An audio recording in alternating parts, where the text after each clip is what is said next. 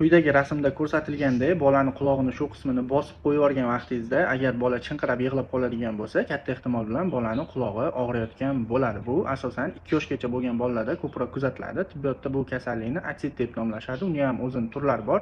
Xo'sh, bu kasallikka sabab nima bo'lishi mumkin? Asosan bolalar shamollash o'tkazgandan keyin, burun, halqum, nafas yo'llari infeksion kasalliklaridan keyin yoki bolani doimiy yotqizib emizish oqibatida paydo bo'lishi mumkin. Yana boshqa sababi tish chiqayotgan bolalarni noto'g'ri parvarish qilish oqibatida ham otsit rivojlanishi mumkin.